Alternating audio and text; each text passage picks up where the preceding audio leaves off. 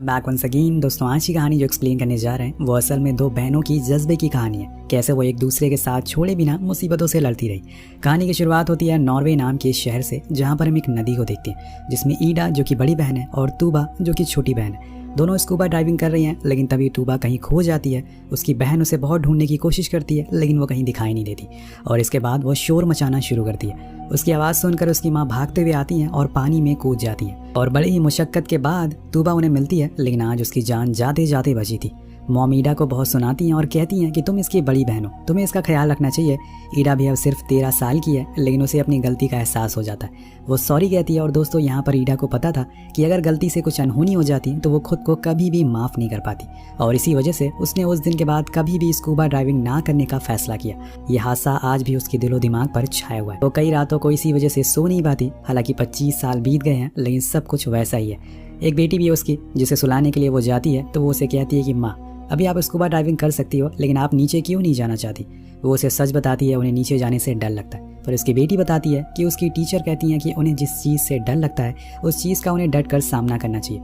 ऐसा उनका यह डर खत्म हो जाएगा और वो हमेशा आगे बढ़ते रहेंगे। और आपको तूबा के साथ प्रैक्टिस करने पानी के नीचे जाना चाहिए, वही आपका सपना था ना। यहाँ ईडा कुछ नहीं कहती और उसे सुला देती है लेकिन उसकी बेटी की कही हुई बात उसके दिमाग में घूमती रहती है। वो अभी सोच में है। वहीं दूसरी ओर हम तूबा को देख, जो कि एक प्रोफेशनल डाइवर है और उसका काम है समुद्र की गहराइयों में जाना। और आज दरअसल एक शिप के फंस जाने के सिलसिले में उसे बुलाया गया। उसे नीचे जाना और उसके प्रेपिकुलर को ठीक करना है क्योंकि उसमें शायद कुछ फंस गया है। इसीलिए वो नीचे जाती है और ये जॉब उसकी बहुत खतरनाक होने वाली थी। लेकिन तूबा को अच्छा एक्सपीरियंस है इसीलिए वो बिना डरे अपने काम को करना शुरू करती है।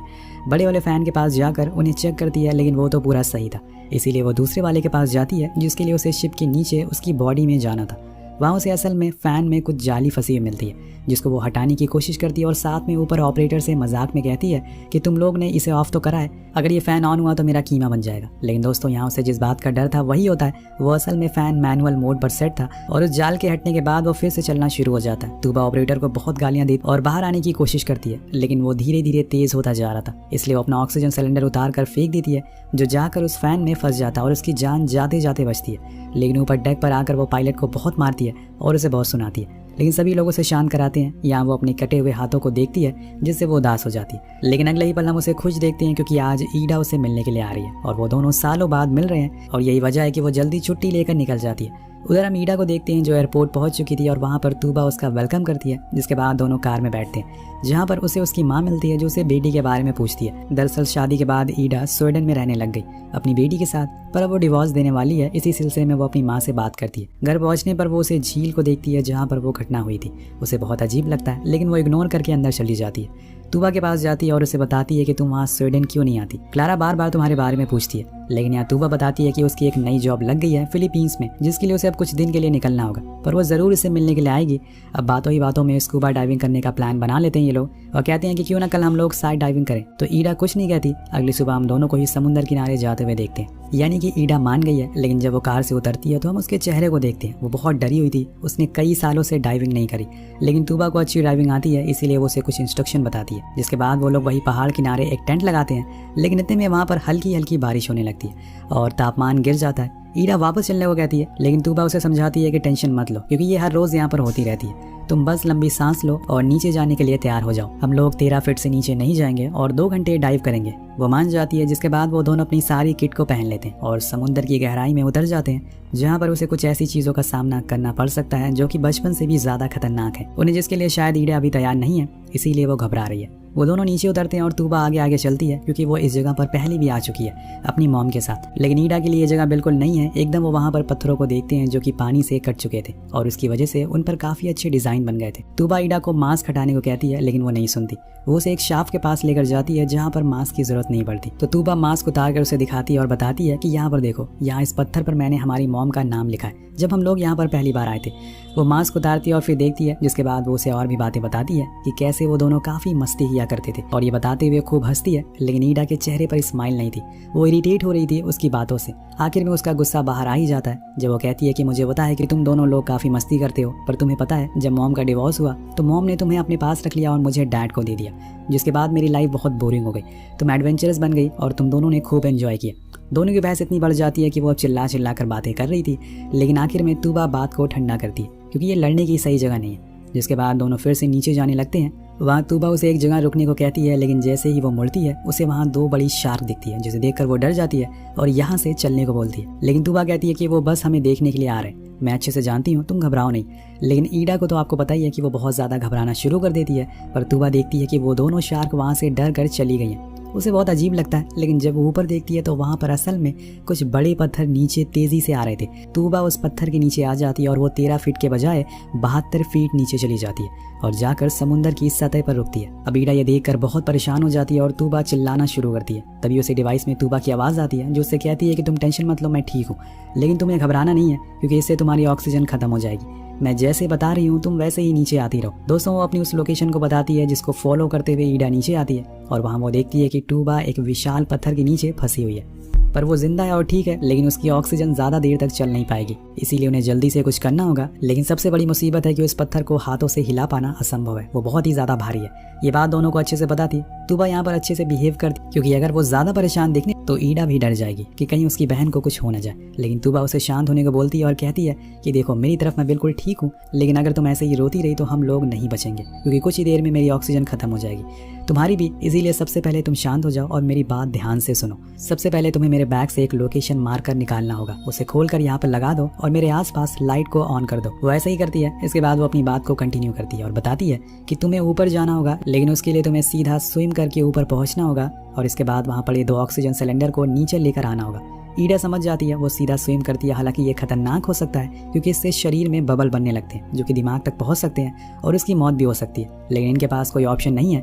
इसीलिए वो जैसे तैसे करके ऊपर पहुंचती है, लेकिन वो देखती है कि उनके सामानों के ऊपर तो पत्थर गिर गए। वो फौरन तूबा से कनेक्ट करती है और उसे ये सारी सिचुएशन के बारे में बताती है। उसकी बहन उसे कार के पास जाने को बोलती है और कहती है कि अंदर 2 सिलेंडर है, साथ में एक जैक भी है, जिसे लेकर तुम्हें जल्दी से नीचे आना होगा, उसकी मदद से हम इस पत्थर को हटा सकते हैं। तो ईडा फौरन काम पर लग जाती है और सबसे पहले तो वो कार के शीशे को तोड़ती है, उसके अंदर से दोनों सिलेंडर को बाहर निकालती है। लेकिन जब बारी आती है डिग्गी की तो उसे खोलना मुश्किल हो जाता है। दरअसल दोस्तों, इस कार की कीज उसी बैग में है जो कि उन पत्थरों के नीचे दब चुका है। उसे अब कैसे भी करके डिग्गी को खोलना होगा, वो भी बिना चाबी के, जिसके लिए वो अपना दिमाग चलाती है और सबसे पहले तो कार की बैक सीट को देखती है, जहाँ पर उसे एक गैप दिखता है। उसे लगता है कि शायद यहाँ से डिग्गी को खोला जा सकता है, लेकिन वो मुमकिन नहीं था।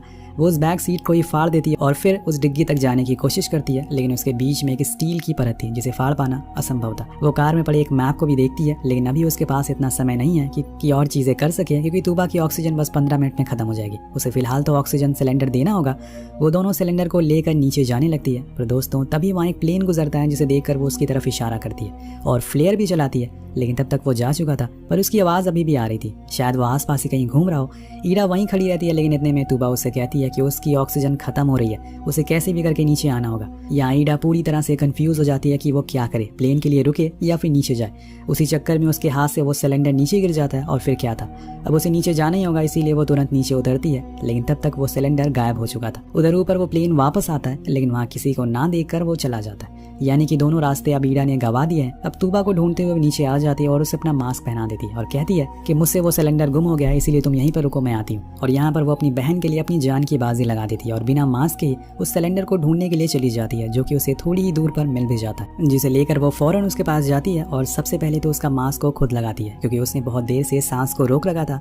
वो तूबा को उस सिलेंडर से जोड़ देती है और सब शांत होने के बाद वो उसे प्लेन के बारे में बताती है। तो तूबा कहती है कि ठीक है, तुम ऊपर जाकर देखो, क्या पता वो दोबारा आया हो। अगर वो नहीं आया होगा तो तुम डिग्गी को खोलने की कोशिश करना। ईडा ऊपर जाती है और आसपास देखती है, लेकिन दोस्तों आपको पता ही है कि वो प्लेन जा चुका है। इसलिए तूबा उसे बताती है कि तुम्हें डिग्गी को तोड़ना होगा, उसके अंदर जैक होगा, उसे लेकर तुम्हें नीचे आना ही होगा। लेकिन उसके दिमाग में वो घर वाला आइडिया घूम रहा था कि आखिर उसे तूबा की बात को मानना पड़ता है। वो उस डिग्गी को खोलने की कोशिश करनी पड़ती है, लेकिन कोई फायदा नहीं होता। वो घर जाने का सोचती है और चल पड़ती है। बड़ी ही देर बाद वो घर उसे आसपास दिख जाता है, जो कि मैप में था, लेकिन वहाँ कोई भी नहीं था। इसीलिए उसे मजबूरन खिड़की को तोड़कर अंदर जाना पड़ता है और वहाँ पर एक डॉग उसका इंतजार कर रहा था, जो अंदर घुसते ही उसकी तरफ बढ़ता है और मजबूरन खुद की जान बचाने के लिए ईडा को उसे मारना पड़ता है। अब वो पूरे घर में कुछ सामानों को ढूंढती है जिससे वो डिग्गी को खोल सके, लेकिन कहीं कुछ दिखाई नहीं दे रहा था। वो कंप्यूटर को ऑन करती है, शायद वो किसी को मैसेज के जरिए बता सके, लेकिन यहाँ पर इंटरनेट चल ही नहीं रहा है और इसीलिए आइडिया भी बेकार हो जाता है। उसे फिर से कुछ ढूंढना शुरू करना पड़ता है और आखिर में जाकर उसे एक टूल मिलता है जो थोड़ा घुमा हुआ था।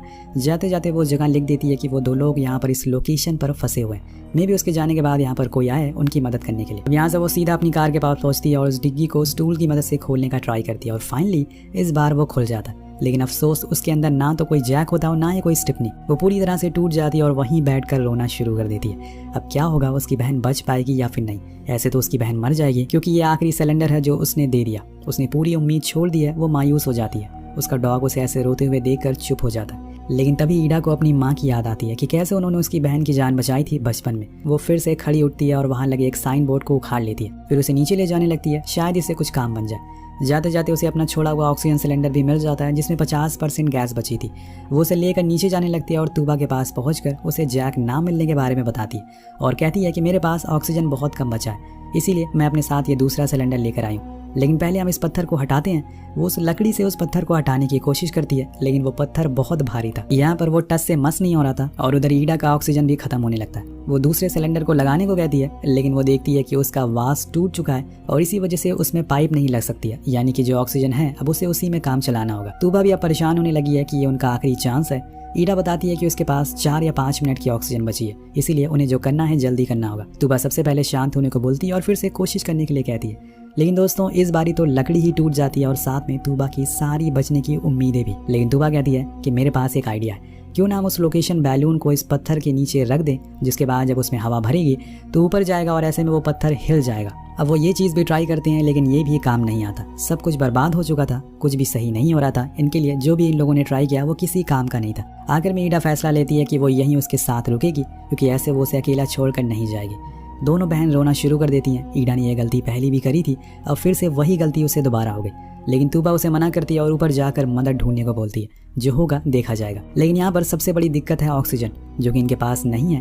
पर ईडा नहीं रुकने वाली थी। वो अपना मास्क तूबा को पहना देती है और खुद बिना मास्क के ही ऊपर आ जाती है। यहाँ हम देखते हैं कि उसके नाक से खून आ रहा है, क्योंकि उसके अंदर अब बबल बनना शुरू हो गए। वो ऊपर तो आ गई है, पर मदद किससे मांगे, यहाँ तो कोई भी मौजूद नहीं है। यही बात उसे परेशान करने लगती है और वो तेज तेज चिल्लाने लगती है। उसका डॉग भी चुप था, उसे ऐसे पहले कभी इतना लाचार महसूस नहीं किया। वो पूरी तरह से ब्लैंक हो चुकी थी। लेकिन तभी कुछ भयंकर होता है, क्योंकि बैकग्राउंड म्यूजिक तेज हो जाता है और ईडा की नज़र सामने पड़े उसी पंचर किट पर पड़ती है जो कि उसे डिग्गी से मिली थी। वो उसे लेकर फिर से नीचे जाती है और वहां जाकर उस पत्थर के नीचे पड़े उस लोकेशन बैलून को, जो उसमें छेद होता है, उसको बंद कर देती है, जिस वजह से उसके अंदर ऑक्सीजन भरना शुरू हो जाता है। और यहाँ पर देखिए, लकीली इस बारी वो बैलून ऊपर आ जाता है और वो पत्थर हिलना शुरू हो जाता है और फाइनली तूबा वहाँ से बाहर आ जाती है। लेकिन रुकिए, अभी ये कहानी यहाँ पर खत्म नहीं हुई है, असली ट्विस्ट अभी बाकी है। दोनों ऊपर जा रही होती है, लेकिन तभी ईडा बेहोश हो जाती है, क्योंकि उसके अंदर अब बबल बन गए थे। वो उसे सबसे पहले उस शाफ्ट पर लेकर जाती है, जहाँ पर वो उसे अपना मास्क दे देती है, जिससे कि उसे होश आता है। और फिर वो उसे बताती है कि मेरे पास एक आइडिया है। वो फौरन नीचे जाती है और वहाँ पड़े आधे ऑक्सीजन सिलेंडर को तोड़ देती है, जिसके बाद क्या था, दोनों ही प्रेशर बनने की वजह से सीधा ऊपर आ जाते हैं और बच जाते हैं। तूबा ईडा को लेकर किनारे तक आती है, लेकिन उसकी नाक से अभी भी खून आ रहा था। उसे फौरन हॉस्पिटल ले जाना होगा। सबसे पहले तो तूबा आग जलाती है ताकि उन्हें थोड़ी गर्मी मिल सके, और उनकी खुशनसीबी होती है कि वहाँ पर एक रेस्क्यू हेलीकॉप्टर घूम रहा था। उसे देखकर तूबा हाथ हिलाती है और वो उन्हें देख लेते हैं, जिससे इनकी जान बच जाती है। इसी के साथ ये कहानी भी यहीं खत्म हो जाती है। पूरी कहानी में ईडा ने कई बार